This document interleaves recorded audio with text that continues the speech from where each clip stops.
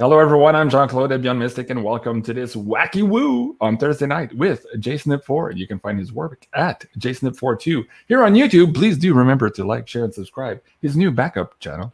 Joe, welcome back to the show, man. Hey, good to be here. How's it going, Joe? Good. Yeah, just answering 100,000 Patreon private messages, but other than that, I'm doing all right. It's been so busy lately. Everyone's freaking out about crypto, and Joe, I just joined. I don't know anything. All right, watch my 101 videos. Here you go. Are you telling me there's a little bit of a panic to own here setting in, Joe? Is that what you're telling me? Seriously, yeah. People are. I think they saw what happened with Shiba, and I think they're going apeshit right now, going, "Oh my God!" Yeah. And also the other stuff. How do I protect myself? And I get it. That's why we've been doing these videos for a long time. All of us, trying to tell the people, hey, I'm doing this. This is why I'm doing it. But I saw a guy like the other day. Okay. He was trying to reach me through all of my friends. He used to go to the dojo when I used to teach crypto classes at the dojo, at the Kung Fu place. Anyways, he was trying to reach me, and finally he found my Facebook. He's like, JC, give me a call. He's like, that thing you were saying, the coin thing? I'm like, yeah. Yes, I do. Yeah. So anyways, they're like, dude, I should have listened to you. I'm just trying to get in now. It's so complicated. It says, JC, do you mind? If I set up a few people I know you're busy. He says, if I set up a few people, would you come back to the Joe, and kind of explain this shit to everybody? I'm like, yeah, sure. Okay, just put a group together. We'll do something. He says, when are you available? I'm like, I don't know, January. Yeah, of so 2023. Yeah, my email is just like yours. It's off the hook, man. Like every day now, it's 4 or 5 hours of emails. Just the emails. It's just, I just like, and then I have to put it away even when I'm not on the top of the queue. I have to go do other shit. Just like going on. Oh my God. Thank you so much, everyone, for joining us here on this live interactive show. I think perhaps it's going to be extra wacky tonight, but let's start here and see how things go. Well, let's ask the 8-ball. 8-ball's sitting over getting a little dusty. Is it going to be extra wacky tonight? 8-ball.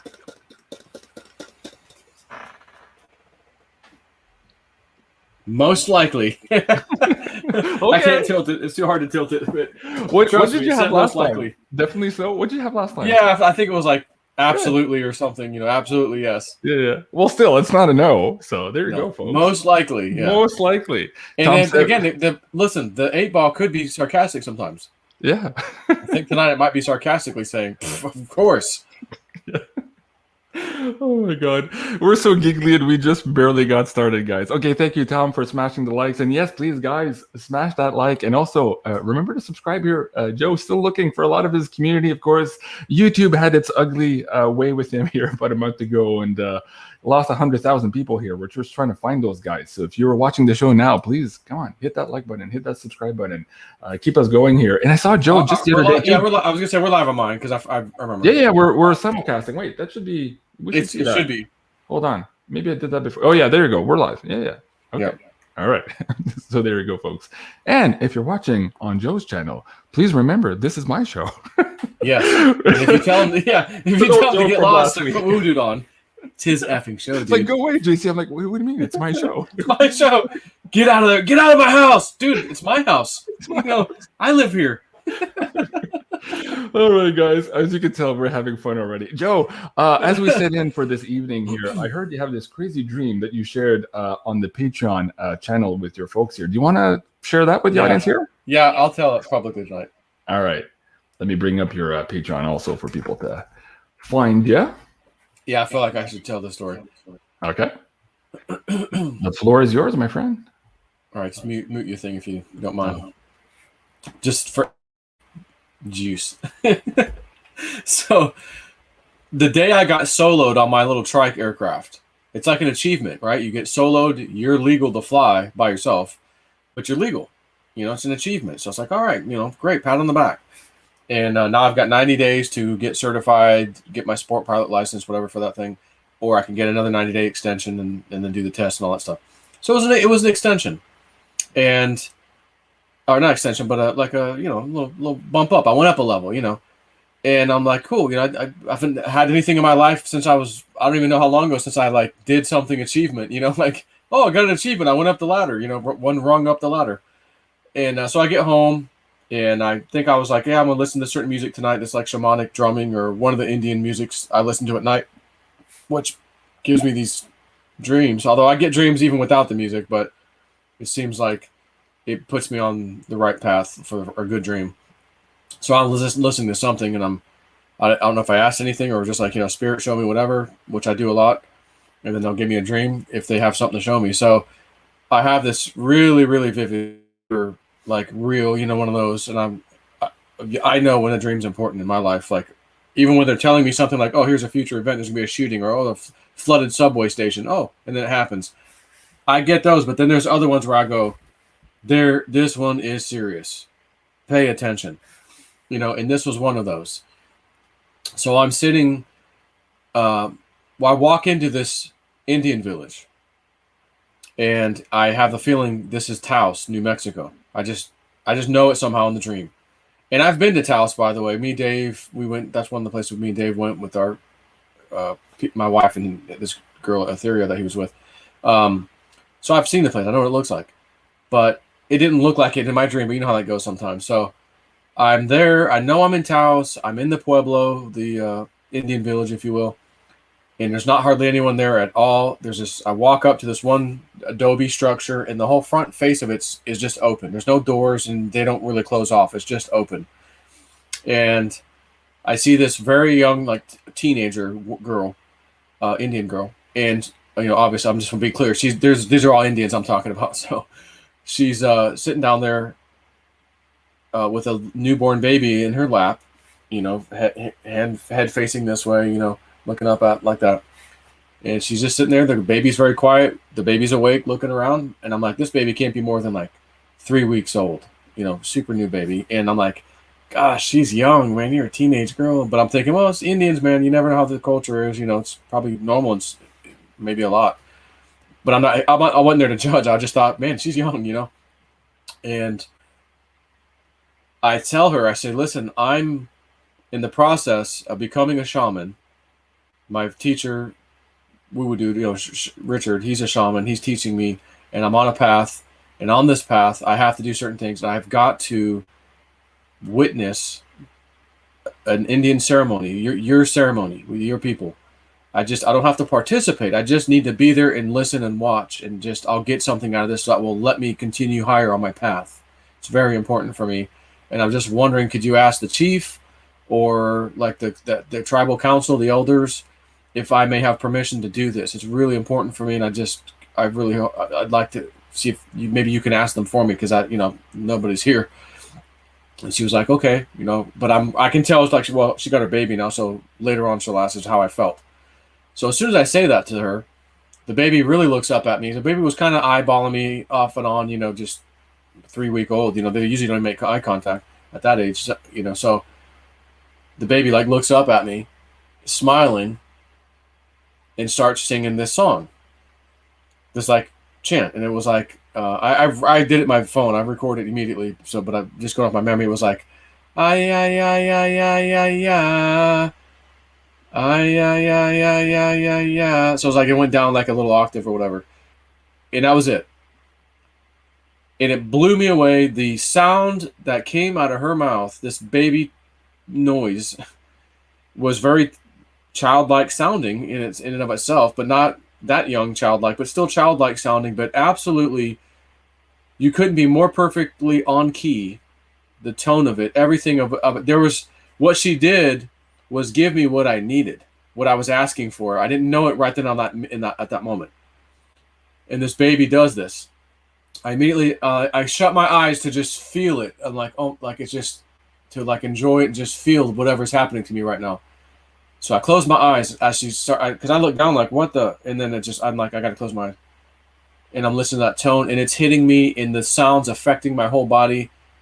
And I'm like, oh my God, my eyes are welling up. I can't hold the tears back. And I'm like trying to squeeze them shut. They're just filled with water. Like, oh my God, I'm going to cry. Like I can't open them. They're going to come out. And I'm like, I'll be right back. So I just didn't want her to see me cry for some reason. So I go off, like out of the reservation area, and get my shit together. Like, oh man, okay, all right, I can go back in. Like, wipe my eyes and shit. I'm like, all right, go back in. And so I go back in. I go right where she was. She's not there anymore. I'm like, dang it. But I thought, well, is she going to talk to the elders, or like, is she just gone now? Did she talk to them when I missed it? So all of a sudden I know her name. So I start yelling out, Selena, Selena Maya, Selena Maya, it's me, Joe. Can you come back, Selena? And no one comes out. It's like a ghost town over there. And I'm like, dang. I'm like, well, maybe she's off to tell them. You know, I don't know. So all of a sudden I'm like, whoa, oh shit, there's a guy standing next to me. You know, a full-grown man, Indian, and not old, but certainly a grown man, older than I am. And I'm in my early 40s. And I'm like, oh, sorry, you know, because I'm like, he probably is like, who's this white dude on our property, you know, on our reservation, you know? And he's like sitting there doing his laundry by hand, just working it, his laundry, in like a Adobe container thing, if you will. Again, we're talking old school Indian stuff. There's no technology. But he's just washing it, doing his thing. And I go, oh, hey, sorry. And I explain why I'm there. Same story I gave the girl. I say the same thing. And then I say, as I go, but then the little baby, her little baby girl was singing this chant, like this, like a powwow, so, you know, one of those songs you guys do. And it like completely affected me. And he's like, he didn't say anything. He just was like, a little more laundry. And then I wake up and I'm out of it. And I felt like after I woke up, I'm like, oh my God, I felt like I just got done crying in real life because of what the dream did. But it was one of those ones where you wake up with it. And I go, whoa. So I of course, middle of the night, 5 a.m. or something, I think. I'm like, oh, let me go take a pee real quick. You know, I'm up, got to pee. And I'm sitting there. I see what we did. Lick your ice cream. It licks the ice cream on the skin. So anyway, so I wake up and I'm like, oh my God, this has affected me profoundly. I'm just sitting there, you know, still in and out of sleep, standing up, peeing, you know, like, I go, oh my God, the baby in the dream gave me what I needed in real life and what I was asking for in the dream. I got my solo last night, and I think Spirit was watching me going, hey, congratulations.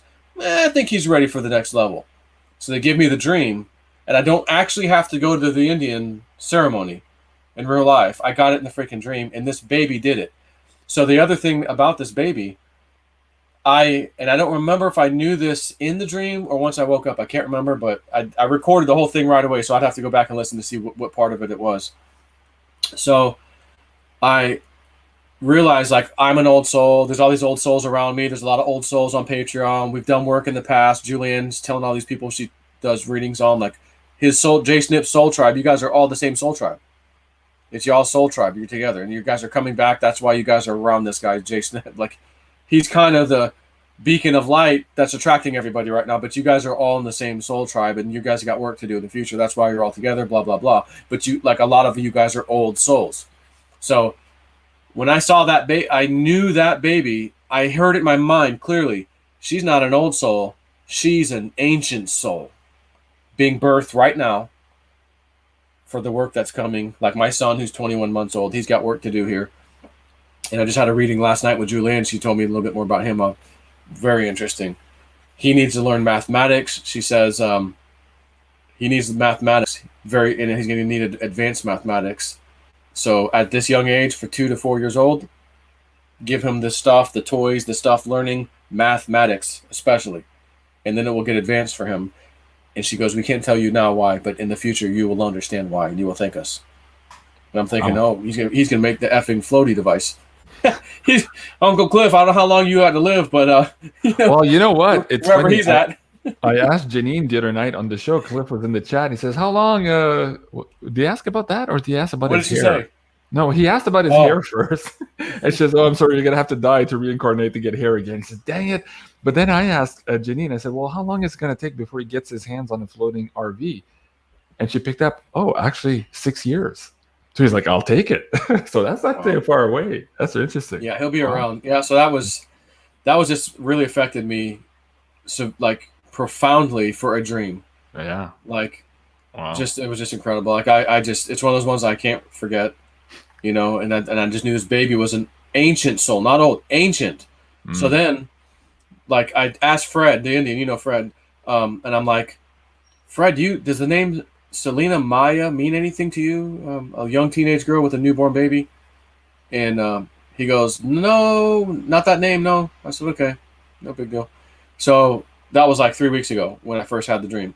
So maybe a few days ago, he's calling me. We're chatting about stuff. He's going to do a ceremony in California. Then he's going to do one in maybe Colorado or somewhere else. Then he's coming back down in Arizona. And I'm like, hey, remember that name I gave you, the girl? He goes, yeah.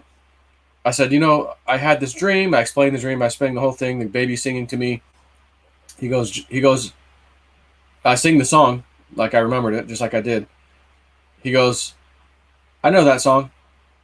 His wife goes, I hear her next to him in the car. We know that song.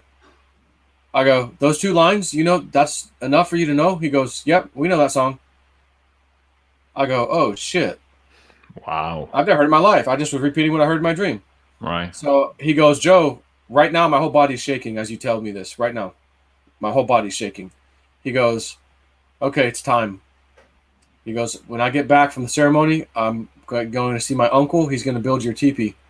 And when he's done with the teepee and the time's right, which should be soon, I'm going to call you and you're going to come do ceremony in the sweat lodge. You're about to go. It's time for you to go do some of the things I had planned. It's now time right now. Wow. I'm like, shit. I'm like, all right, you just let me know, dude. When I'm here for you. I got you, man. Wow. So it was crazy. This is just 3 weeks ago. And then I talked to him just a few days ago. So anyways, that was like, whoa. Yeah, that's one of those dreams that takes you 2-3 days to kind of like readjust. Yeah, to kind of digest and relive it and go, okay, well. Yeah. So I was like, well, they're watching after me. And Julianne told me some more stuff on the mountain. Maybe when we're done with the chat, I'll tell you about that. I think you'd be interested in some of the shit she said to me. That was really interesting. Oh, and don't let me forget about 1947 Fred's Indian property. Okay, let me write it down. 1947. That's for later, like for afterwards. I got to tell you about that. The after show, you mean?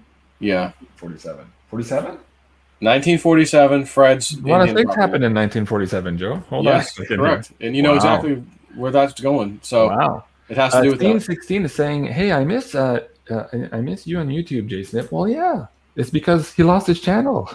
Guys, here it is. JSNIP4 2. Let me bring that link back down in the live chat so you guys can click on it. Just go and sub so you won't miss any beat. Speaking of beat, Joe, do you want to do some beatboxing? Sure.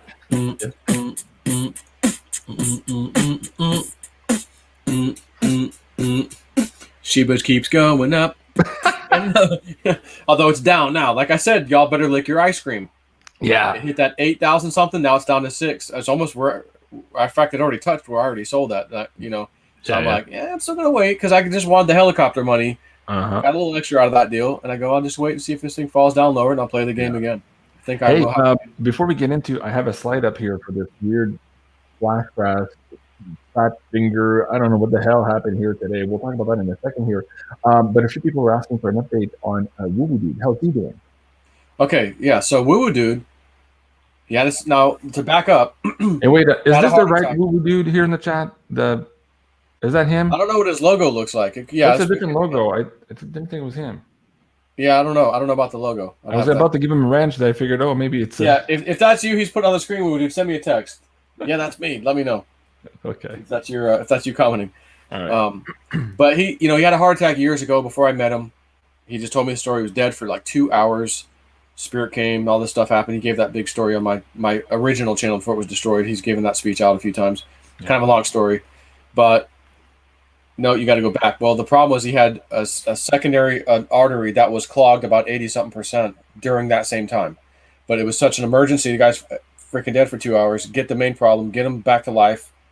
Forget the other thing. We're not about to work on him now. Leave it alone. He's alive. So he knew I've got this other one that one day it's gonna give me problems again. That happened last week, right? Or was the week before? Whatever. Yeah, last week.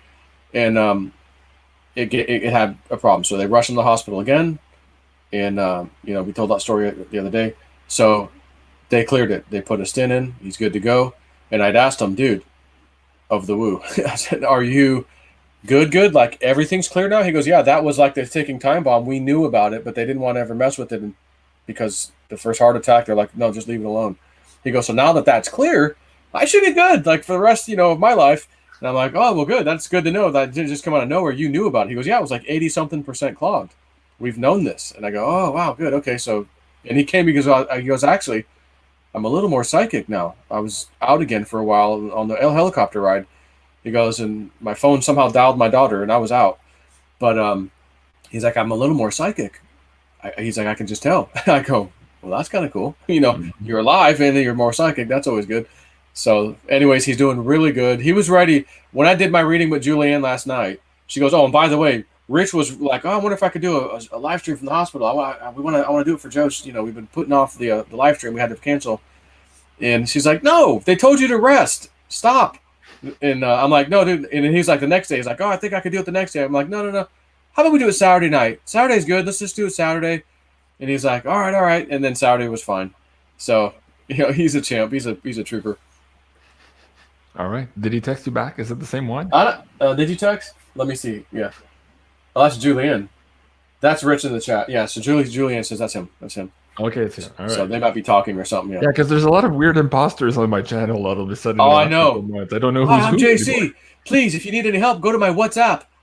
Do not listen to those comments, people. Just a warning. His channel, my channel, everybody's channel. When you see that WhatsApp, contact WhatsApp, or whatever it is, and it looks like us, it's got the same logo, it's not us. Click their name. It'll take you to their YouTube channel, and you will realize it's a brand new channel. Who the hell is this? They have no subscribers. What? Yeah. So just be aware of that, guys, because they will try to get you to invest in some fraudulent bullshit. Yeah, and because we talk about crypto with Janine, now they're on Janine's channel. They're trying to get her subscribers to go do the WhatsApp thing. Same thing. A bunch of assholes. Yeah. And it's unfortunate, too, because some people still fall for it. I keep saying it. I keep making warning videos. Hey, don't fall for those. I can email Joe. Was this you? I thought I've been talking with you. Did you? Just the other day, again, somebody said, send them a couple $100. I'm like, yeah. It's not me. I don't do that. We never do that. Never talk about that. In fact, we always talk about the fact that we'll never do that. So anyways. All right. Yeah. Joe, fat finger.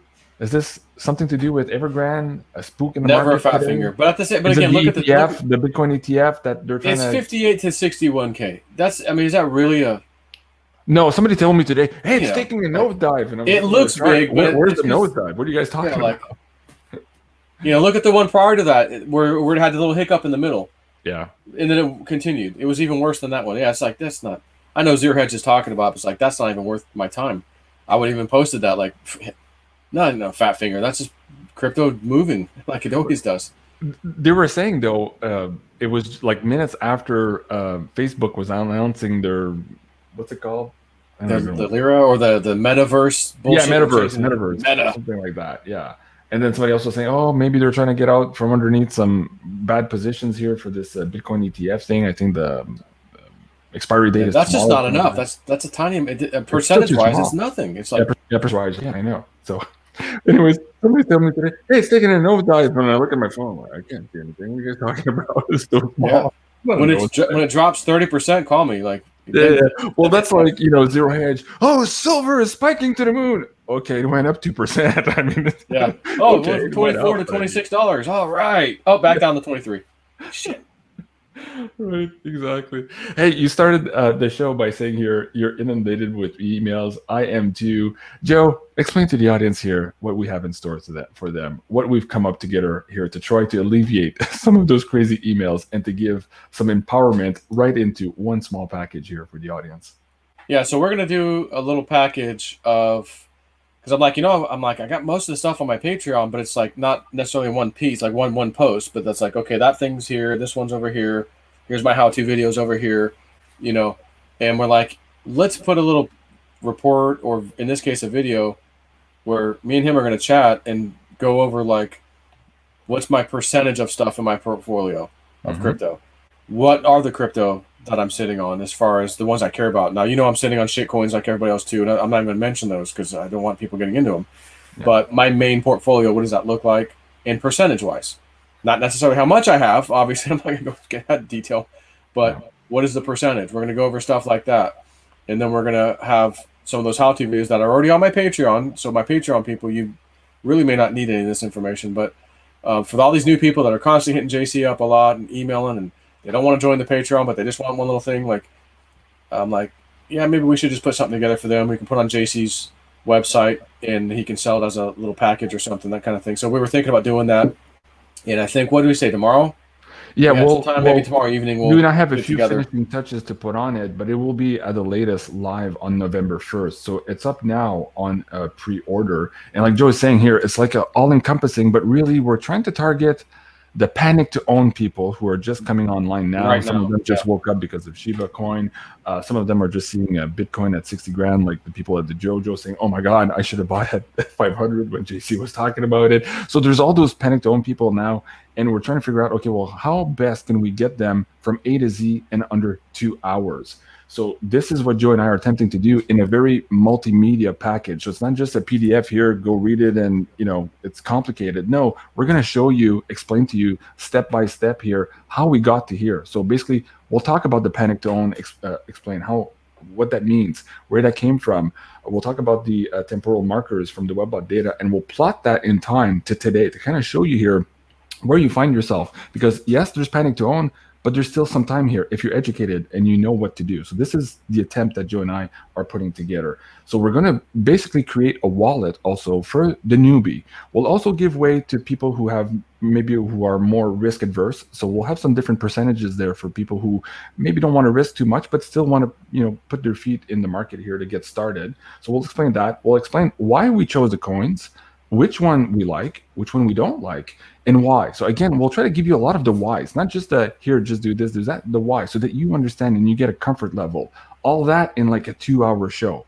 We're also going to talk about the list of exchanges that we use, including for me here in Canada. We have a big audience here from Canada, so we'll give you some tips and tools here on how to get started.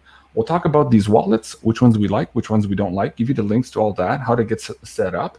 And Joe's going to add, like he said here, 2 or 3 of the videos that he already has on his cryptos class here on this page as well as addendum to this 2-hour video. So really, once you've done this whole video here, you're going to be, rocking and rolling. You should be good. Those of you who are just getting in right now, you don't want to join Patreon and mess with all that and find all my different posts. There's a lot of posts on there. And with Patreon, I can't just go and like separate shit. It's just one big long page where I can put keyword tags on there. People are constantly asking me, where's this, where's that? And I mention all these damn emails all the time.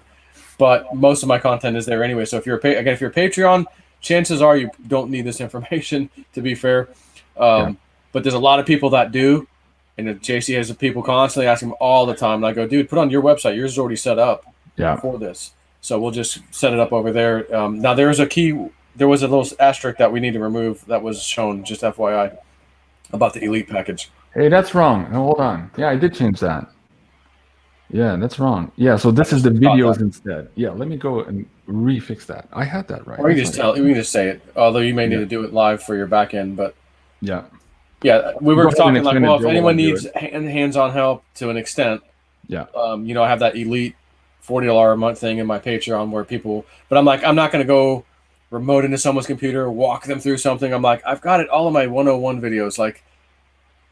I'm just wasting time, and you're wasting time. Watch my video. I literally hold your hand in the video, and I can just watch. You can watch it a million times. But people ask, well, what does my portfolio look like, Joe? Can I do a portfolio review with you? And I'm like, yeah, but that's the $40 plan thing. Or someone might ask a question, Joe, I got this coin, and I'm not sure how to move it from here to here. Do you know that? And if I know the answer, absolutely, I'll be contacting you. So it's basically, you're going to send me a message, and I'm absolutely going to respond to you. And if I can help you, and I have the knowledge, which most of the time I do, I'll just tell you, oh, do this, that kind of thing. But I can't get too involved where I'm like I'm logging into your computer remotely, holding your hand, click on that. That's not going to happen. I got to be fair. That's not going to happen. Yeah. We just don't have time. That's the whole reason we're trying to put this together for you guys. We don't have time. We're already inundated by emails. And this is still just on the eve of this panic to own. And we're already seeing it now, but it's going to get worse and worse and worse. So we're trying I woke up this morning. Yeah, just on Patreon, not my emails, which I have 2 different emails I answer. Just Patreon. I had a bunch in there. I spent the morning answer. Okay, it's clear. Boom. So by like 10 a.m., I was finished. Well, I mean, I'd started, I think, at 9 something, but I was like done by 10, my time. Good. Over an hour, whatever it was, hour ago, I'm talking to you, and I just opened up the page. I'm like, oh, well, I got a half hour till we go live. Let me start answering some questions. Oh, there's 85 sitting in there. Oh, my God. So there's 85 plus whatever the hell I had this morning. I think there was like 45 maybe this morning. And I answered some late last night, which cleared it for last night. So all these new people, Joe, and some of them are like, I can see the panic to own right now because they're like, Joe, where's the 101 videos? I'm brand new. I can't find it. Oh, then they reply to themselves, and I see it. I got it. I found it. Another one. Where's the panic? Where's the one-on-one video? Oh, I found it. Good stuff. Thanks. Where's the video? Oh, I found it. I'm like, okay, so at least I don't have to answer. Next. Yeah, okay, yeah. I need to but answer. they still clog up my. They're so fat. They didn't even spend any time trying to find the damn thing. Like, it's pinned at the top, guys. It's right there. The first thing you should see. But it's just they're so. I got to get in. I got to do this. And I get it. It's the excitement. It's the panic. It's like. So it's like, cool. At least they found it. Good deal. And if not, I'll be like, well, here's the link. Just go to it right away. I'm not even going to say it's pinned. Just here it is. Here's the link. Right. Cool. Well, okay, so I updated it. Yes, it says now the 3 additional videos. There might be more there too. And I think Joe and I, what we're going to do after we do this, depending on how it goes, we might produce some extra, maybe private live streams for the people who bought this report, and to answer questions, not one-on-one, of course, because we don't have time, but maybe in a group setting. I'll have you guys fill out a form on our website. Like a private live consolidate stream, the main right? questions for everyone, and then we could kind of answer those for you guys. Anyways, the coupon code for that is "Don't Panic" in one word. So there you go. That'll give you another 10% off of that one. And the product is live now, but it says pre-order. So as soon as Joe and I finish putting up the final touches here, it'll be ready at the very least by Monday here on November 1st. If you guys want to check that out, now's the time. Again, coupon code is "Don't Panic." Joe, I hear somebody knocking at the door. Okay, I'm gonna guess. Let me see. Is it woo woo dude? Let's ask first. What do you think, guys? Cannot predict now. Cannot predict now. Okay. Mm. I'll just take that as a no, I guess. I guess is it so, Cliff High? Maybe Cliff High is jumping on this.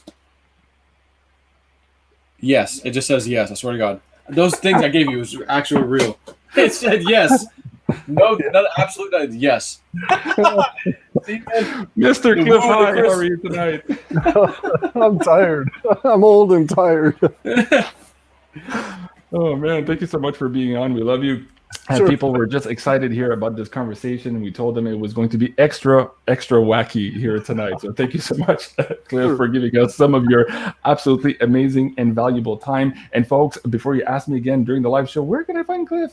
You can find him on his BitChute channel, bitchute.com/Cliff_High, and also on Twitter at the same moniker, Cliff_High, where he posts daily. And quite a bit today. It is an amazing release day.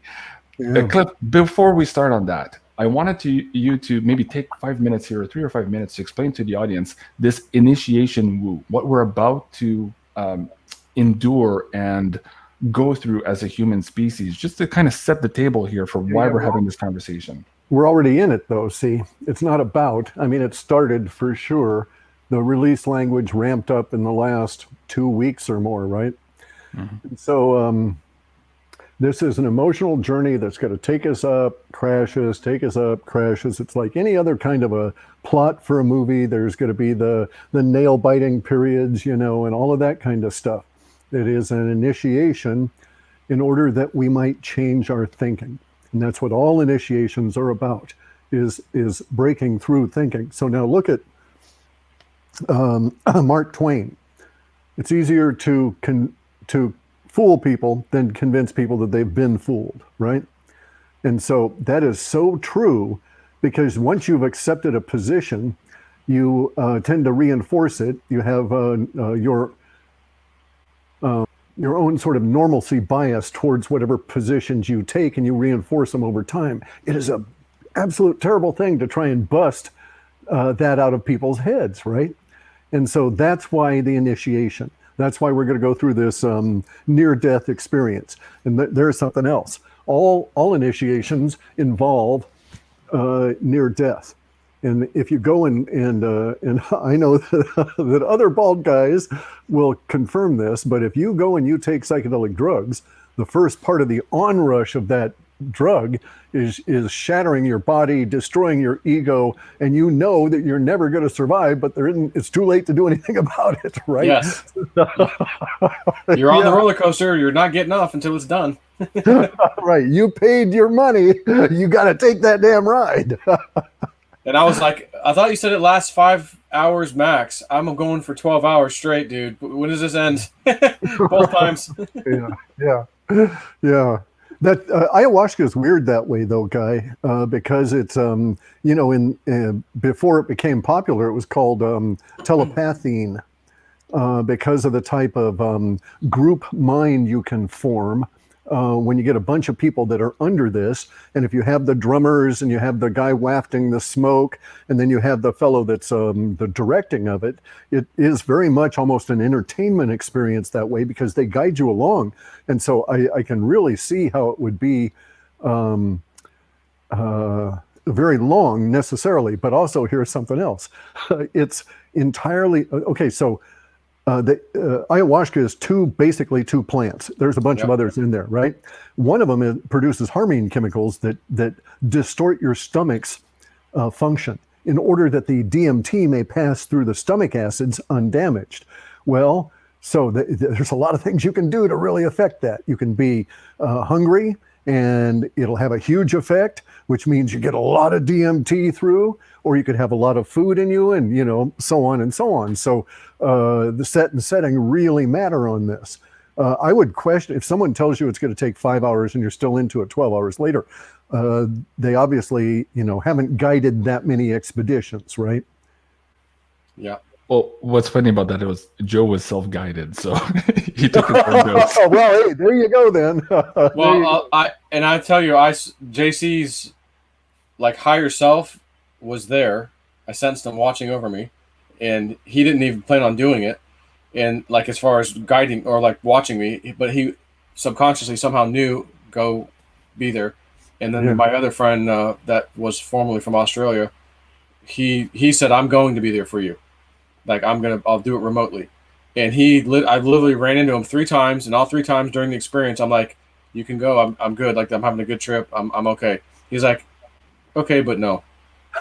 Third time, it was like it's like 5 a.m. I'm like, "Really, you can go." He finally left, and I'm like, looking. It's like 8 a.m. The sun's coming out, and I go, "Okay, now it's wearing off." I'm like, "Holy shit, man! I was up all night, man." Yeah. It was awesome, though. It was really incredible. I like those purge journeys like that, where you just wake up and you know that you're entirely different than when you went into it, and it'll take you weeks to just come back to something that approximated what you were. These are all initiation kind of things, right? Because your thinking is never the same thereafter, and never the same part of it. I am still 40 years on, still learning things from experiences I had back then, on mescaline and psilocybin, etc. And so, it's a gift that keeps on giving. So, but anyway, once that initiation, so our whole social order has to go through this, right? And the problem is our social order necessarily must have 75% of the mass be normies, because it's from there. All right, so in the real esoteric traditions, I won't get into naming them, but in these real esoteric traditions, it's called the herd or the source. Okay, so when you say, it's sort of like Star Wars, where they say, "May the Force be with you." Here, it's "May the source be with you," right?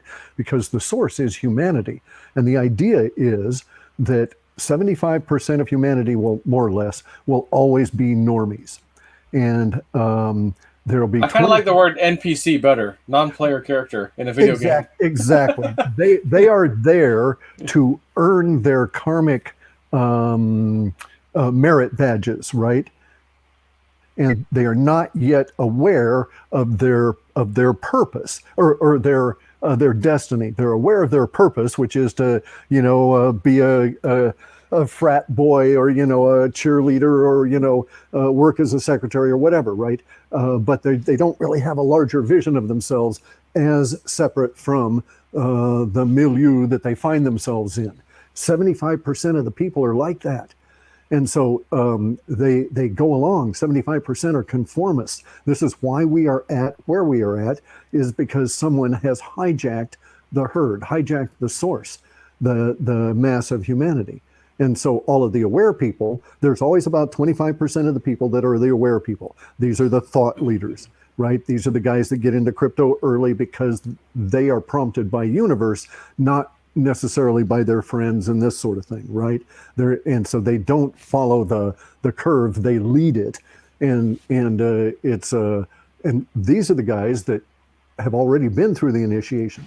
Our problem right now is that normalcy bias had to be destroyed in order that all the normies might wake up, in order that they could go through this initiation and change their thinking, because absent that, the great die-off would happen at a massive scale. The powers that be would win. If we don't wake them up, they will kill themselves with the response to the powers that be's games. And we can't have that. We need the herd. We need the mass. This is why I say that the powers that be are really dumb bastards, right? Because they don't recognize how much they are individually dependent upon humanity now. So if you had a ratio, say that there was like one powers that be for every 500,000 people or something, then it is the fact that we've got so many people now that allows the powers that be to be in their numbers, and they like their numbers. Imagine getting whittled back to hardly anything in terms of, power elite kind of characters, right? So they were thinking they would stay stable and they just remove and reduce all of us and replace us with robots. But hey guys, robots don't have children. And you need to have millions of children going through millions of karmic lives and stuff just to support the powers that be level that we have now. And they're killing us because there's so many of them. Right, exactly. Cliff, you just said a few minutes ago that you like these purging experiences. Well, we are on track for a hell of a purge here even today, October 28th. We have all of this release language, and you just said we need to basically break away this normalcy bias that these non-player characters have in order to bring all of humanity together. Do you want to spend some time here to explain here what you were forecasting for on or around October 28th, why that date was important, and then get into the plethora of stuff that you were collecting earlier today here as we were getting a lot of this release language and perhaps what it means here moving forward in the next couple of days and weeks? Well, the data set showed that we peaked on release language. The release language would build up. It's a building tension language, but the type of language is release language.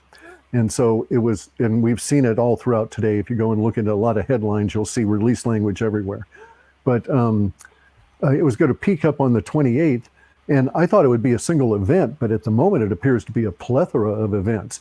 I mean, every single place you look at, there's release language, whether it's from the attack on children, whether it's from the fact that, all of the economics, all of this sort of thing. And by the way, Evergrande did not make its payment.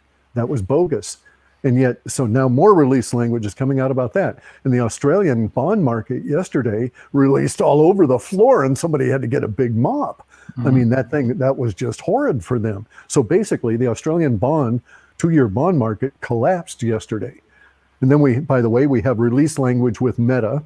They're changing the name. They got to release that old image. And so they're attempting to try and gin up something new to carry them forward into the future. It won't work, but but in any event, it's like anywhere you care to look, we had yet more release language. People worried about La Palma and in the sun, 2 solar X-class flare. Yep. It's gonna hit Earth. It's gonna cause maybe. Maybe. And it might be a glancing blow. Who knows? Yeah, I think they're expecting it for maybe late Saturday afternoon or evening with the predictive models right now. That always means more rain for us. A little over 7 inches in the last 2 days, and it's been raining solid since last Thursday. And I got standing water in my driveway because it can't flow out to the ocean fast enough. Cliff, the first question I guess for the show tonight is you've been talking about this self-organizing collective and the fact that we would soon see this war break out into the open. Judging by some of the release language we've seen in the last couple of days and in earnest here today, how close are we to perhaps that event of this truly breaking out in the open for Normanland to see, and perhaps for us to recognize the fact that there is in fact a sock behind all of this? Well, it's happening now. The language is busted out. For instance, Durham, the indictments, and even more compelling than the indictments is the release of all of the supporting documentation. Tens of thousands of pages of documentation supporting the case, right? So, okay, so there's a lot of information there. If you go and read what has been released to the public, insofar as Durham's indictments already, you see that we have a very pointed, sharp investigation aimed straight at the Clinton Foundation and Hillary Clinton. All right. You also see that there's ancillary supporting factors to this investigation, and that they're arresting Clinton operatives today even. One guy that was arrested, or yesterday was arrested, I guess, for embezzlement and fraud. I think he worked for the foundation, or he was an operative in some way. But there's been like 3 or 4 of them. Then there's been Sutherland, the attorney. And the fact that they went after that particular attorney firm. Now, bear in mind, the way attorney firms work, they're basically crime families. You get a large enough one, and they can have anything done and cover it all up continuously, because they use the law to do that as they're going along. So the law firm involved here is one step away from management at the Clinton crime family, which is the foundation there. And so we have, it's not going to stop it at Hillary. Okay, so that's the thing. Everybody has to get a sense of perspective. I don't think they're going to arrest Hillary for probably 2 more years. Okay, so it won't be October of next year, it'll be October of 2023 when they arrest her. The reason that that'll be is because of what has to be done up to that point.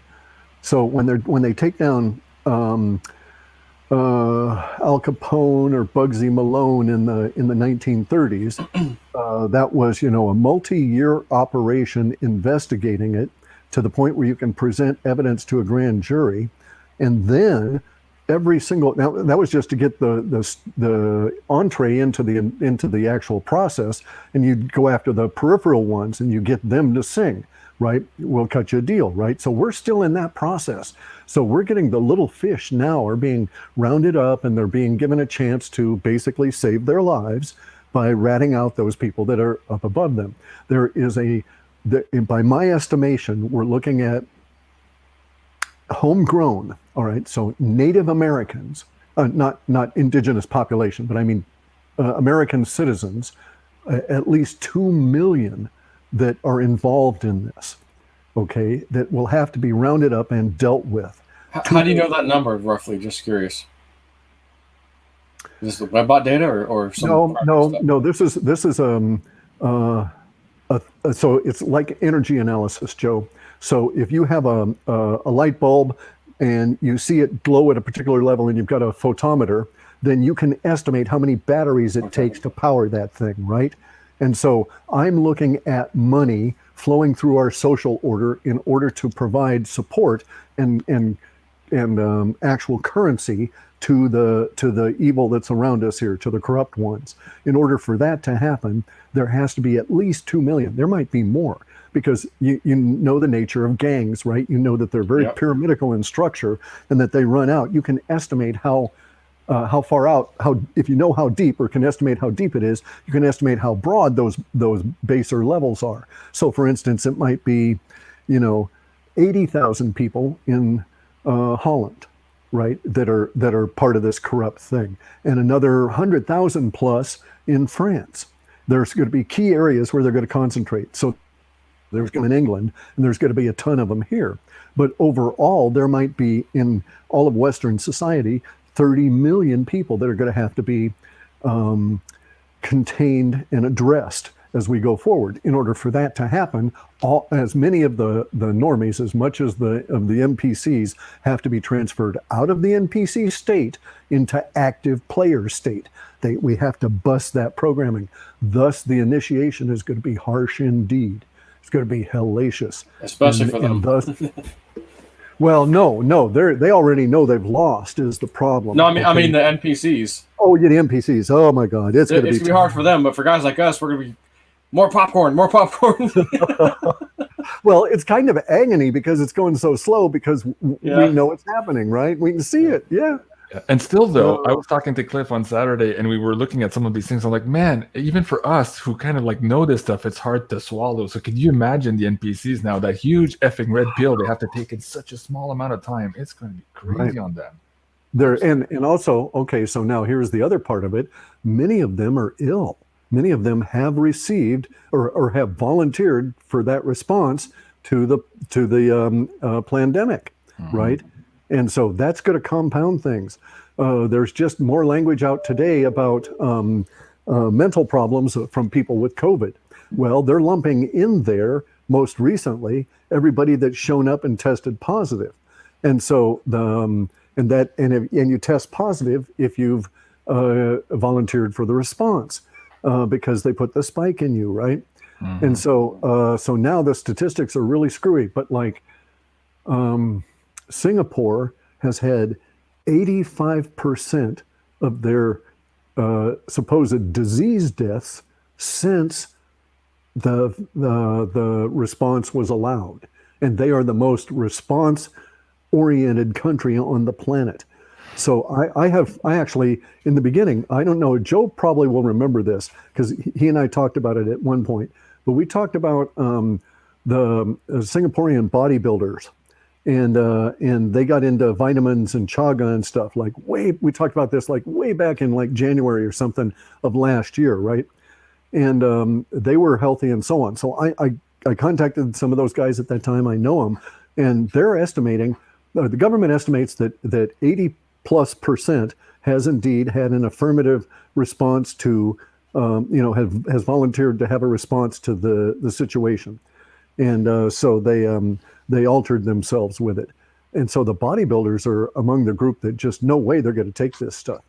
And they were telling me that, it's really bad in their particular enclave in Singapore that the other day there was a guy that was navigating a conveyance. The language got in the way. I think maybe it was a trolley.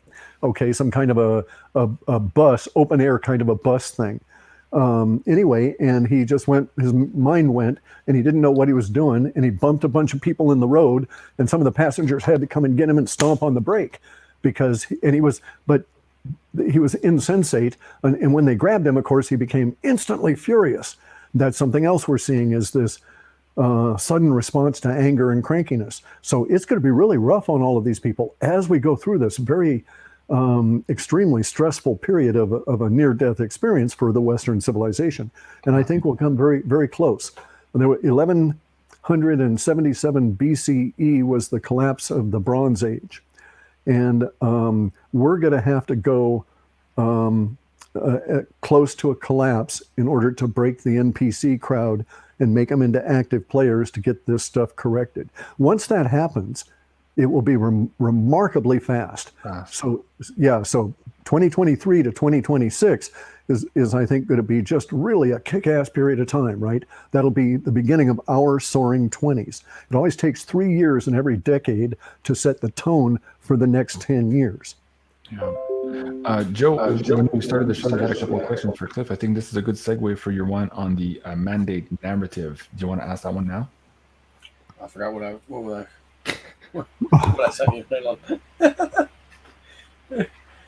I was like, oh yeah, I'll ask this, and then the second one I'll ask this. It's a live show, folks. Yeah, so I was like, and we've been drinking whiskey, maybe. I don't know. One of us. I've got mine. I'm an old man, and I've been working my body hard. I need it. Very good. And of course, you got the train sleep in the back to let you sleep and get rid of that hangover afterwards, Cliff. Yeah. Okay. So I have my own theory, because I kind of pushed back the mandates. If you follow most of the government stuff, it's like, oh, it's this date. Oh no, scoot it back a little bit. Oh no, this is a hard date. You got to have it by then. Got to have the vaccine. I just thought, okay, by the time we get to that point, I just feel like the whole narrative's gone. It's just they're gonna have to. Something's either gonna be so brazenly like, oh my God, breaking news, and they're gonna go, okay, we can't push the mandate anymore. This is, uh-oh. So I was wondering if your data with stuff you're seeing about the 28th, 29th, or maybe shortly, supports that thought that the mandates are, at least in America, are going to be like fading away to where like it's just not going to happen. I think we're already there, but it's not ubiquitous, right? Because here in my state, we got asshole Inslee now trying to mandate it for all private businesses. And I don't know what his size limit, but he has no legal authority. He's trying to do it through labor and industries, getting them to craft codes, basically, not laws, not Code of Washington code, but just some policy. And so they're still trying to push mandates all around. They're trying to push it on the kids here really hard. Biden and his crowd are going to push it on really hard on the kids. So, Joe, no, I don't think so. So here's the thing. The amount of, if we were looking at this at like a mathematic kind of a thing, the amount of energy they've got under the amount of pressure they've got in their pressure cooker to push mandates it can explode out, or it could seep out, right? But it's got to come out. It's got to come out one of two ways. They're keeping the pressure building. And so I think we're probably going to go towards an explosion. But in order for that to happen, for all their energies to explode out, the whole narrative goes, all the steam comes out, the smoke comes out of the chip, and it doesn't work anymore, right? In order for that to happen, though, we've got to get a much bigger head of steam under there, because we got to break the whole container. And basically, that's what they're trying to do. They're trying to make it so hot for us that we will cave to their wishes in order to get out of that environment, right? That's essentially what they're trying to do. And we, on the other hand, have to just push that heat right back on them and raise the temperature up for them, and they will explode. So we know right now that there are companies all over the United States that okay, so there's no legal mandate, there's no executive, there may be an executive order, but it doesn't really impact anything other than directing OSHA to develop a rule. That rule is 2 years usually in the comment process before they actually stamp it. Never has there been a vaccine mandate within OSHA.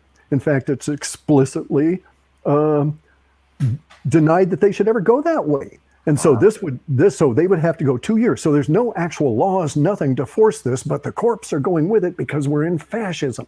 Fascism is when the corporations and the government are so blended, you can't separate them, right? Mm-hmm. So in order for this to break down, we have to go through the same rigmarole. So here's the thing. The rule is you vote the communists in because they trick you, and they seize your machines, and they trick you further with the fake vote count and so on. And then the rule was you had to shoot your way out of communism. And that's just the way it is, right? Talk to the Hungarians, talk to the Czechoslovakians, the 68 uprising, that sort of thing, right? So we are not going to do that. We're doing what's known as Trump's gambit. So the sock, it's the Sox gambit in my way of thinking, because Trump was he was cast, okay? The role was there, and it was developed, all of the stuff that had to be done, and he was absolutely the perfect person to do that role. So it's like, imagine the best actor in the best movie that shines out in your mind, where the two are just melded, where that actor was so keyed into those words, Peter O'Toole and Lawrence of Arabia, all of that kind of stuff, right? Something that spans time. Okay, Trump is that damn good.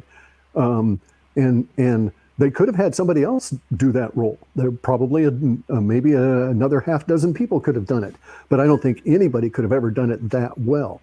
And we'll find this out over like these next 10 years. They're going to make more movies about this. There's going to be more books written about this than anybody can ever imagine right now. And fortunes will be made telling this story over and over and over again and analyzing the crap out of it, right? But it is the most complex military operation in all of history, in all of human history. This beats anything that they invented for Star Wars or any of these kinds of things relative to military operations, right? Moving all those stormtroopers from one part of the universe to another in the movies is nothing compared to the nuance and the delicacy that we're all living through now. And it's been going on for at least 6 or 7 years, although I think the planning stage was another 10 years on the other side of that.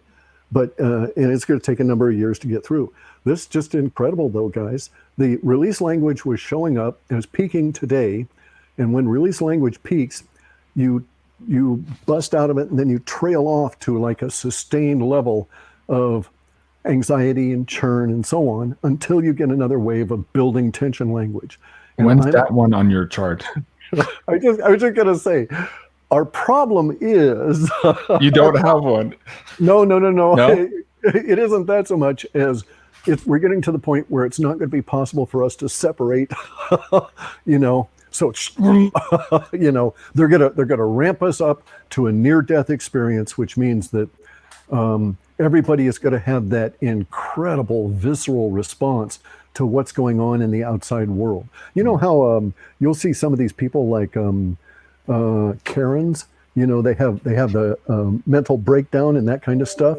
And you've seen these on videos where they just come absolutely hysterically and histrionically unglued. Yeah. And unfortunately, we've all got to get to that same level of intensity. Not you and I, but the NPC crowd, because it's going to take that to bust them out. Wow. Makes sense. Right, for some time. Well, let's talk about one event that could cause that. Of course, it would be a huge shakeup in the economy. Now, you have said about a month ago, maybe in one of your videos with Greg Hunter, that perhaps it was Evergrande and the whole situation there that could force China to reprice gold. Can you explain that for the audience here, and then maybe explain to where we are today with all of these bond crises and what happened yesterday in Australia? Yeah, they're all intimately tied. We're in 1932, 1933. So in 1932, the United States government had a problem, and that was it needed desperately to create inflation, because we were in a deflationary depression that the likes of which nobody had even imagined could exist. That was what started it was the Great Depression, people fleeing the middle of the country for California and this kind of thing, seeking opportunity, seeking the ability to live. Most of them driven off their land by bankers who's cheap agricultural loans. Then they crash the agricultural product line in order to manipulate the prices and then take over the property. And so that was a coordinated harvesting of the American farmer, and it led to the Great Depression and all of that. But the kickoff to that was in 1932, a group of bonds failed. Bonds being the ultimate support for money. So you've got gold and silver, and then right after gold and silver, you've got bonds. And then after bonds, you've got stocks. And then these days, we've got a plethora of derivatives off of everything on the other side of that. And then over here laterally are cryptos, because they're over there equal with gold and silver. But back then they didn't have it. So in 1932, the bonds crashed. And here's what happened. The United States government, and we put it on the president doing it, but it was the Federal Reserve and those people that came up with the scheme. They decided that they could create inflation by seizing all the gold, then valued at something a little over $21 an ounce, and revaluing the gold to $35 an ounce, which meant they were that much richer, and therefore we could go into that much more debt, thus printing that much more money, right? Because the money is debt. There's interest attached to every dollar that they print, every digital dollar even, which is absurd, right? But anyway, so China's in that same position right now. All right, their private bonds, just like it was private bonds in 1932, have crashed. Their biggest, and it was real estate, and it was in 1932, it was all the agricultural farm loans that crashed, those bonds. Now it's the Chinese housing bonds, right? Through Evergrande. Evergrande did not make the payment. That was bogus. So they went into default. That default triggered the bond crises in Australia. And so bonds are funny, because bonds are, they're debt. They're also an article of faith. And it's kind of like, and you can have private bonds or government bonds, but basically you can sort of frame it as a bond says me $2 today, and I promised, and the government says, you give me $2 today for this bond, and I will promise to give you for sure $2.50 in 2 years when you give me the bond back. So you will make a known percentage on your money. And if you bought billions of bonds, you'd make billions of dollars, that kind of thing, right? But the price you pay for that bond is, to a certain extent, not determined by the supply and demand. All right. Unlike any other commodity, it's not determined by supply and demand, how many people want to buy the bond, because you'll always hear in the United States, they say bonds are oversold. meaning they got 3 times as many people bidding for them as they're issuing bonds. So only 1/3 of the people actually get to buy a bond, right? And so, but here's the thing, bonds are only valued based on the confidence in the bond issuer. So you can have tons of people subscribing for a bond if they think that bond issuer, the Australian government, was really sound and they were going to pay this money back, right? But if no one's got confidence in that, then then what happens is the bond value escalates in terms of its price. And so you get this weird ratio where you have scaling price relative to the payback on the bond, which will tell you how shaky it all is. And if you go and look at what happened with the Australian 2-year bond market, they're basically, it collapsed. And a 2-year is terrible because there's a 2-year, a 5-year, a 10-year, et cetera, right? And I don't know how far out they go now. But basically, we had a situation. All right, so those people that buy bonds from governments and from major corporations used to have a crew among them, self-organizing collective, that was locally or colloquially known as the bond vigilantes, right? Mm-hmm. And so the Australian bond vigilantes basically made a bet with those bonds saying they expect the Australian government to collapse within the next 2 years, to be so totally defunct that nobody's going to get any money out of them or any money worth anything. Wow. And so they put a time limit on it, right? 2 years. Yeah. And do you think that something similar is happening in China that would force them here to revalue gold? Or do you think it's going to happen by another country, by proxy? No. See, here's the thing.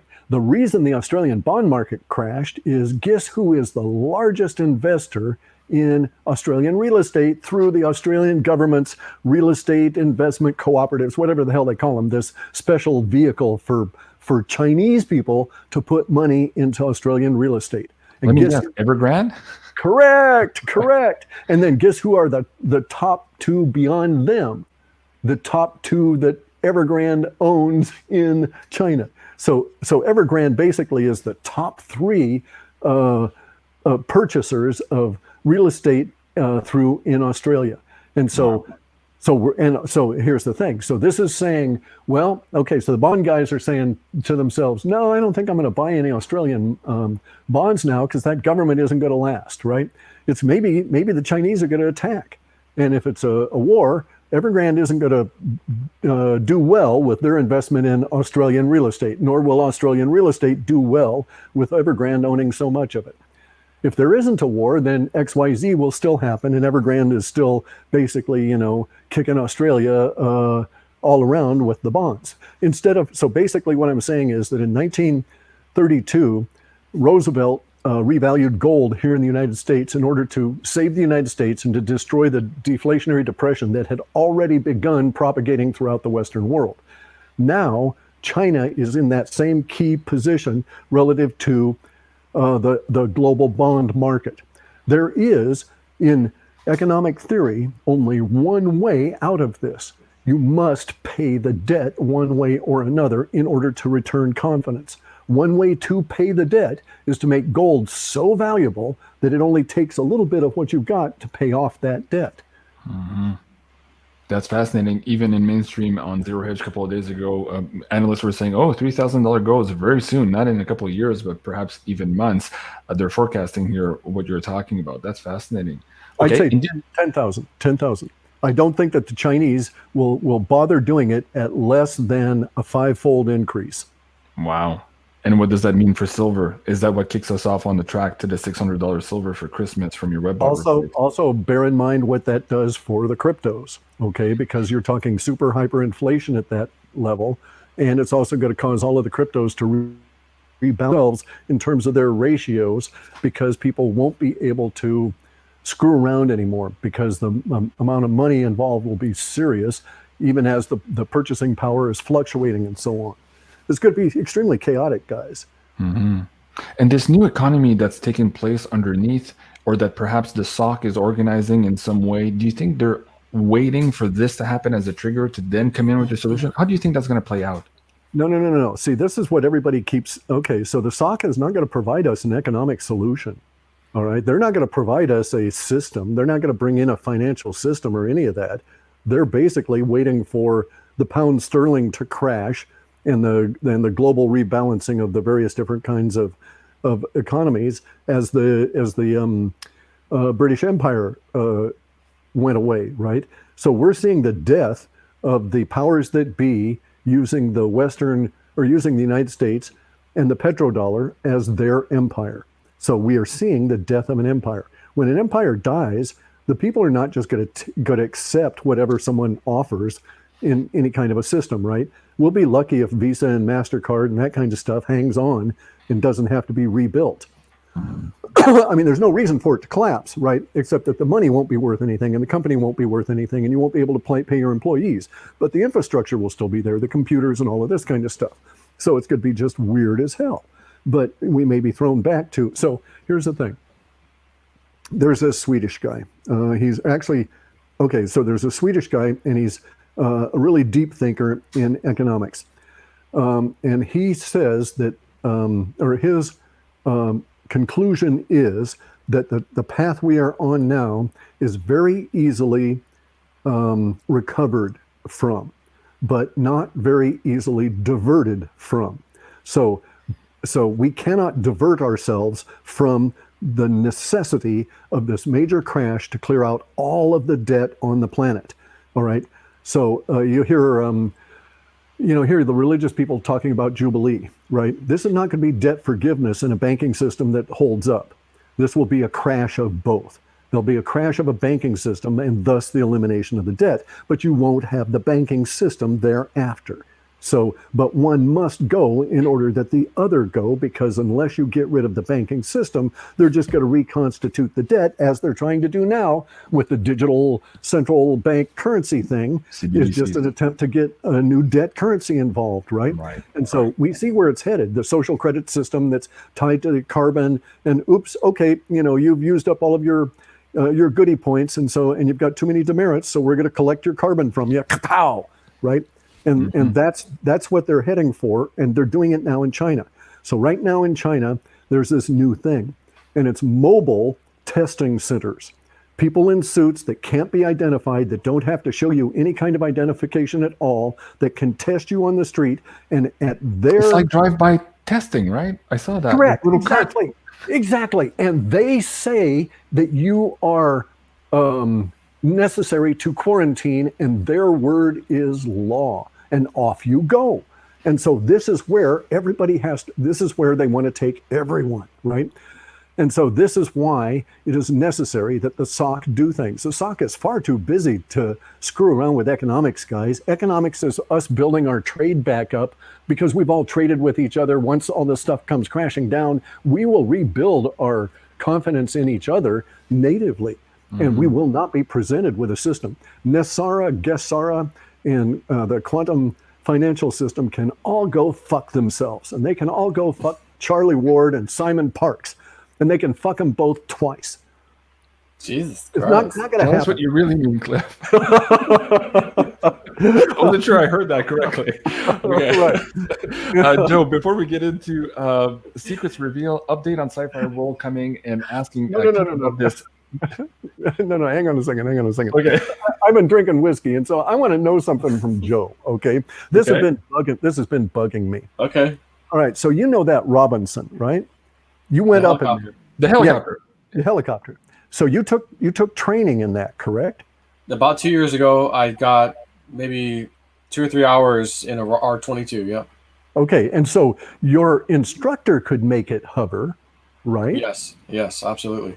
All right, so I know that you've got pitch and yaw, and you've got sort of a torque thing going with the helicopters. They want to spin no matter what. So was it that his was greater than yours? There's an entirely manual thing in that machine, right? There's no software aiding you. No. It's pretty much your hands and feet. It's all you. There's no kind of autopilot, nothing.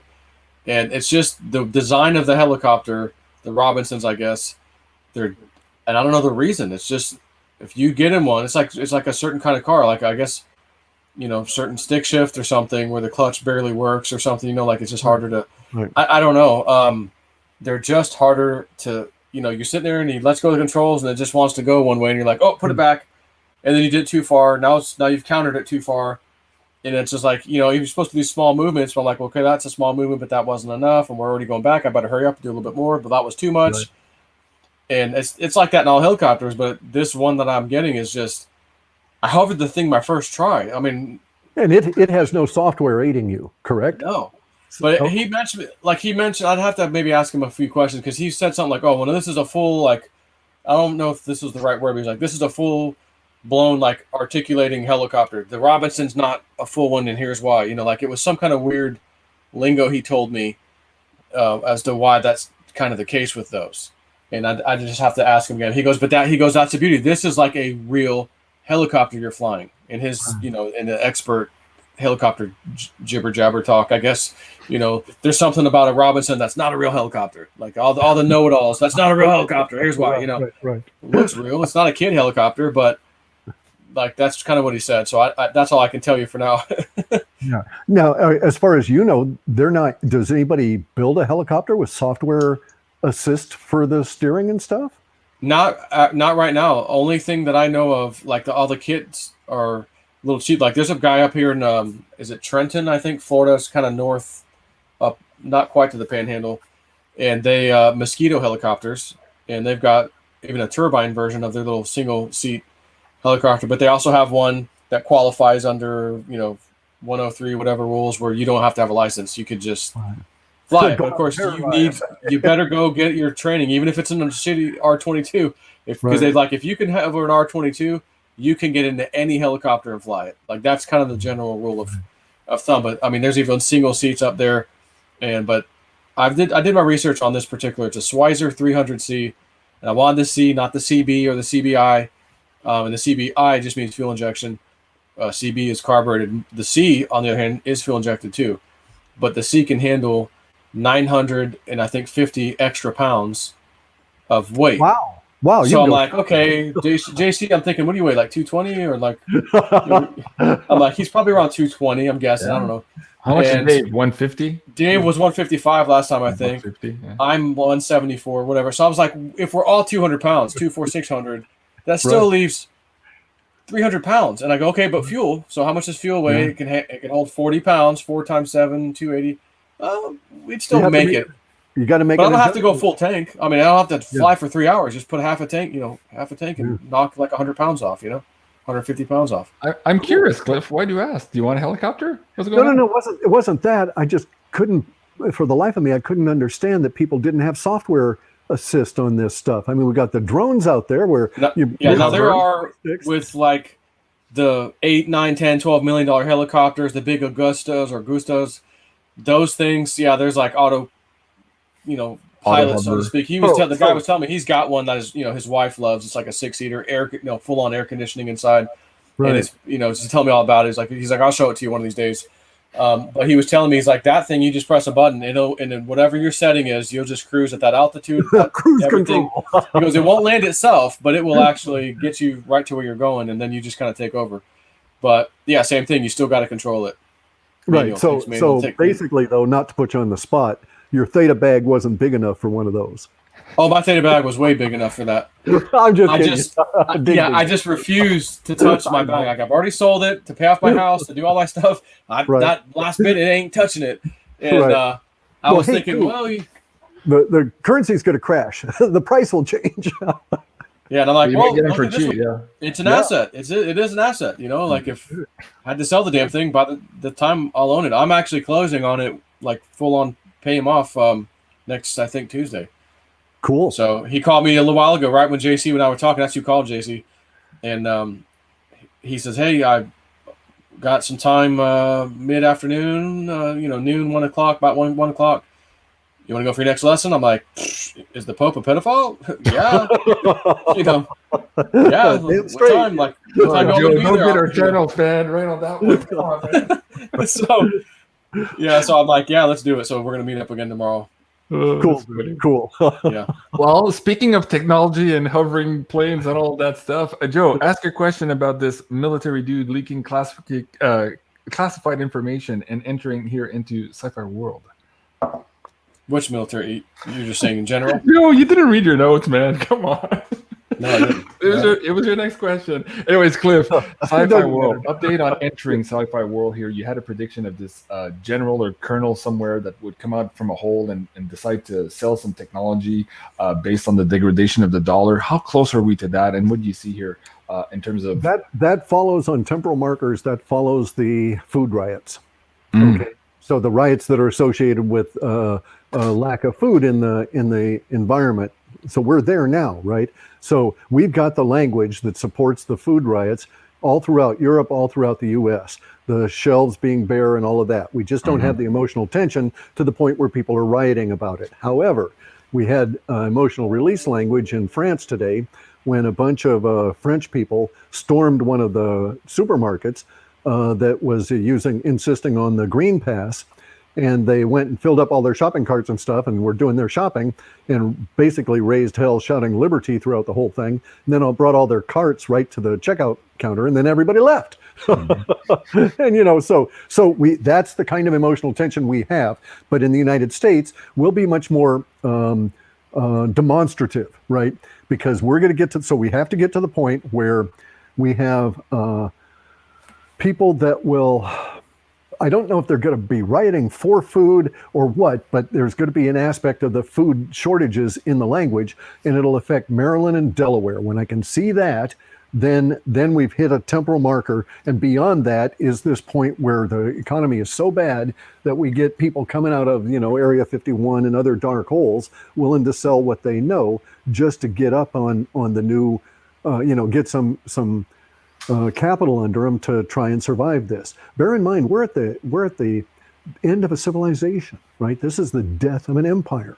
So don't expect that. I say that, they're going to make movies about, Trump's gambit, but it might be 30 years before there's a really constituted distribution system for films and all of that. I don't know how it's going to go. I don't know how fast the breakdown will be. If it can be very sharp, we can build back really quick. If it's long drug out, it's going to just be debilitating on the build back. I don't see any signs of that at all now, right? I see that we're going to have this sharp division of the language, and the paradigm will fall apart. But we haven't reached the emotional planes yet that can drive that. You're going to have parents out, not simply mocking school boards with a Nazi salute, not simply raising hell and jumping up and down and this kind of stuff.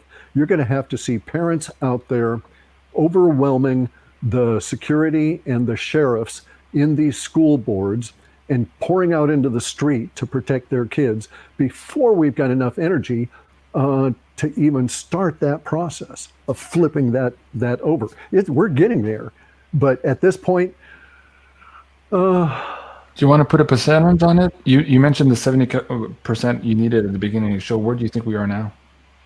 I don't have the acumen to make a guess. I know the SOC is monitoring that intensely, okay, because for a lot of reasons. I know that the SOC is monitoring that intensely, but my kind of software analysis was never racking up, accumulating these kind of things in vast databases and maintaining those over time.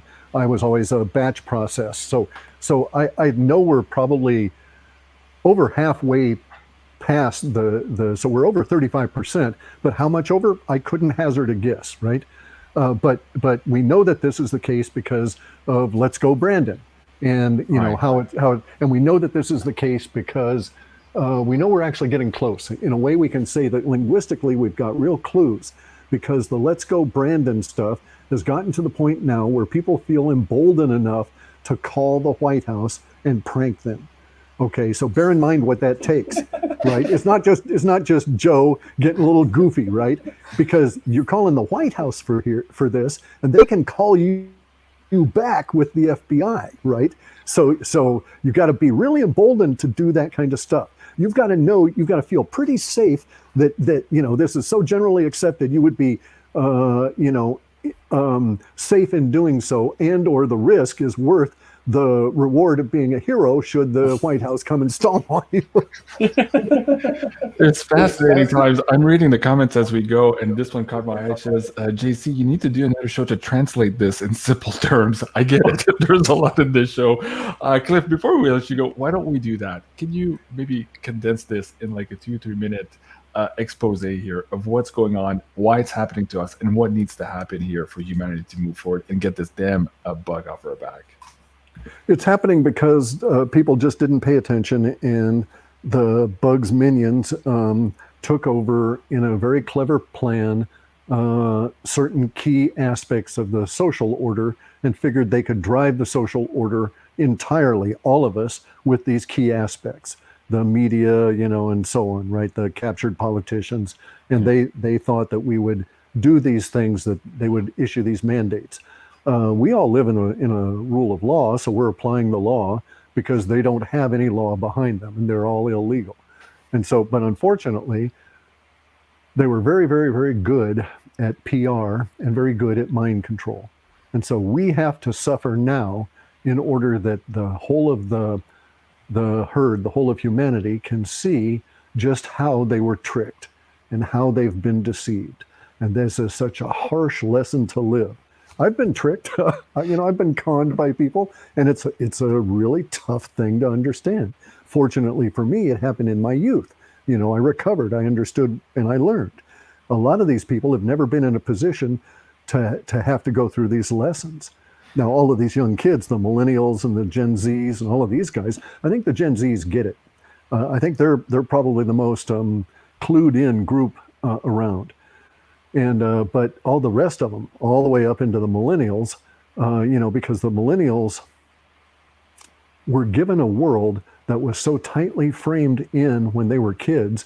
It was like they grew up in the creche in Brave New World, right? They only had those influences, so they didn't even know to ask themselves, is there something beyond this? And so they're going to be the ones that are going to be most acutely affected by this. Plus, they're at a very terrible point in their lives in their mid-40s, right? Certain things should happen in your mid-40s into, like from your most, as a male, your best earning period is from 50 to 59. For your labor, right? That's your most productive kind of thing. But in your 40s, that's when you buckle down, you get serious in your career, you start getting your family's things ordered and all of that. These poor guys are going to have helicopters. Does that mean you buy a helicopter too? Exactly. But now it's like, what are we going to do? This whole generation is going to have to go through this war at that age. Yeah. And they're the ones that are going to be most affected, most damaged, I think, potentially. The most affected will be the younger generations because they're the ones that will change their minds quickest. And they're the ones that are going to have to go to their parents and say, no, Dad, you don't get it. The Pope really is one of those. Oh my God. Well, thank you for that, Cliff. Before we go, did you have any other either temporal markers coming up now, weird shit coming up in your data that you want to share with the audience before we go? No. Or things perhaps we didn't think of asking you that you think is important to share? Yeah, it'd take too long to go through all that. There's all different kinds of stuff. The release language is, it's still releasing. So I need to get at and run some more data, but I'm in the process of trying to prep for all of this. November and December are going to be really harsh. And so this is, Biden was talking about the dark winter, and it's going to be here in November 1st, I think.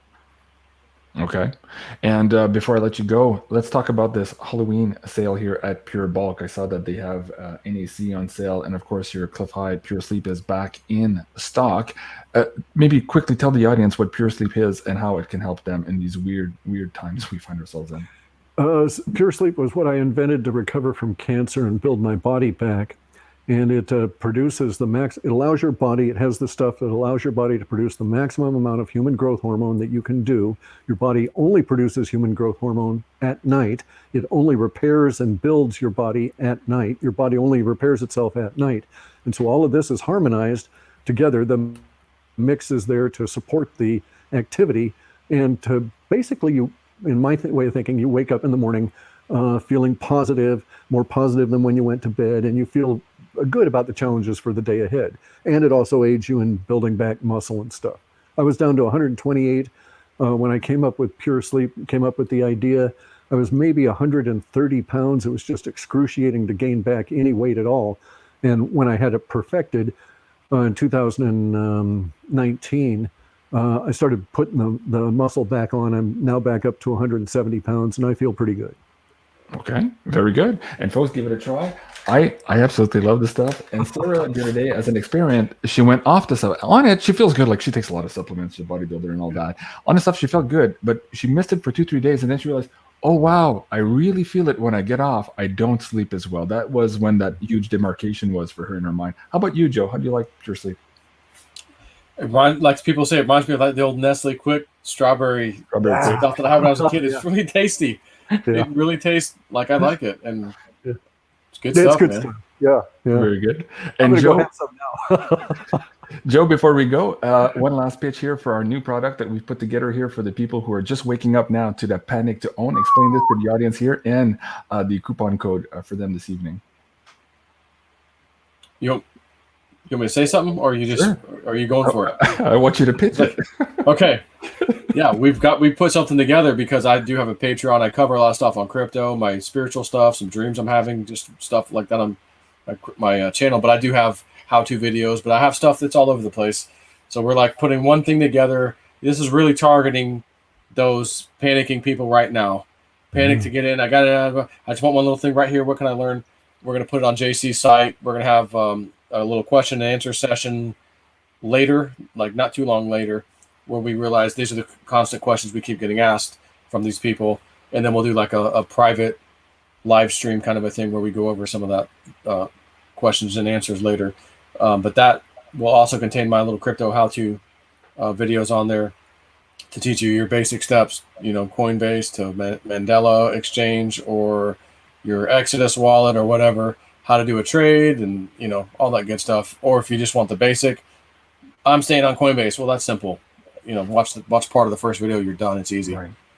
Right. And of course, the impetus for that, folks, is Joe and I don't have time to answer emails, and we're already inundated. So we figured, okay, let's put a couple of hours here together. We'll do this crazy video, everything in one-stop shop for you guys. So there's a lot there. Check it out. And of course, the coupon code for tonight is "Don't Panic" in one word, in high caps. And last but not least, if you guys are looking for a physical silver, we didn't really talk about it here tonight, but of course, we have that prediction that is just upon us now here for the $600 silver. I was talking to Andy just before the show, and he says, JC, I'll give you something that I'm not giving anybody else this week. These are the 2021 South African silver Krugerrands at only $3.89 over spot. He's $2 or $3 cheaper than everybody else on the market right now. And you can find that at beyondmystic.net/wacky silver. So just for this episode and for you guys now. So beyondmystic.net wacky silver, and that form will give you that discount code here for the Beyond Mystic audience. Man, what a crazy show. Thank you so much, Cliff, once again for being on. Show us that whiskey again. Joe had those shooters of maple syrup earlier. So I was taking the hard stuff. Cliff's wimp, man. Yeah. I've got Queen Jenny's sorghum whiskey though. That was invented in the Depression in the 30s, or in the dry years. It's good stuff. It's no gluten, right? And very, very, very pure. So when I was coming out of the cancer, I started researching a lot of stuff. I didn't want to get into it. I do research really well, but I didn't want to go in there because I knew you start touching cancer and all these people come and kick you, right? But one of the things I found was that if you have an ounce of whiskey at night, males, you have a longer period of time in your life with fewer debilitating illnesses near the end of your life. The statistics are very, very, very clear. It's not true with wine. So males having a glass of wine at night, they get some relief from heart attacks and these kind of things, but overall mortality is not true. Women, on the other hand, is reversed. If they have whiskey, they actually have a reduction in lifespan and quality, but if they have wine, limited margin, a disciplined amount, then they get up there with men on it. So I thought, okay, I'd never really gotten into drinking. And so I tried a few of these things and came across the sorghum whiskey. Wow, that's fascinating. Whoop, you just froze on the screen. That's fascinating, Cliff. Thank you so much for that. Thank you so much, everyone, for joining us here on this live interactive show. Don't forget, if you want to check out Cliff here, you can find his amazing videos. And I do recommend you go watch, where is it? Chrono Woo. If you haven't already seen it, it'll kind of give you a map here of what's going on and what's about to happen. A very, very important video. You can find him at bitchute.com/Cliff_high. And of course, you can find our friend JSNIP4 too here on his second channel at Realist News, or at JSNIP4 too, actually, here on YouTube. And finally, you can please like, share, and subscribe here on my third backup channel. You know, you're amongst the les récidivistes en français. How do you say that in English? The recurring offenders here on the list. Maybe we should call it usual the recurring offenders. All right, guys, that was the Wacky Woo here on Thursday night. Thank you so much for watching. Have a great evening, everyone. Au revoir.